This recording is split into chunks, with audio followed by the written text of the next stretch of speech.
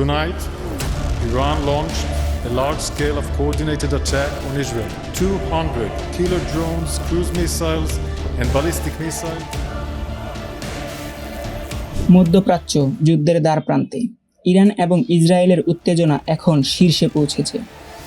Iran গত মঙ্গলবার একটি বিশাল ব্যালিস্টিক ক্ষেপণাস্ত্র হামলা চালায়, কারণ ইসরায়েল সম্প্রতি বেইরুটে হিজবুল্লাহ নেতা হাসান নাসরুল্লাহ এবং তেহরানে হামাস নেতা ইসমাইল হানিয়াকে হত্যা করেছে।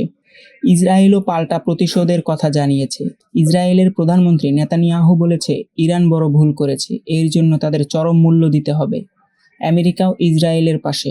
তাহলে প্রশ্ন হলো, ইসরায়েল এখন কি করবে? পুরো অঞ্চল এক অজানা বিপদের মুখে। যুদ্ধ নাকি শান্তি? কিসের দিকে যাবে পরিস্থিতি?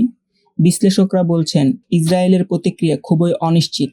তবে এবার ইসরায়েল সম্ভবত ইরাকের সামরিক ঘাঁটি এবং পরমাণু স্থাপনা লক্ষ্যবস্তু করবে। ইরান কি সত্যি প্রস্তুত ইসরায়েলের এমন আক্রমণ মোকাবেলার?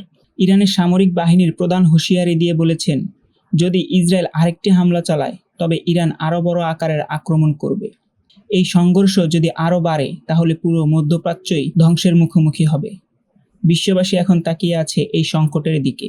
ইসরায়েল ইরানের এই যুদ্ধ কি গোটা বিশ্বের জন্য হুমকি হয়ে দাঁড়াবে?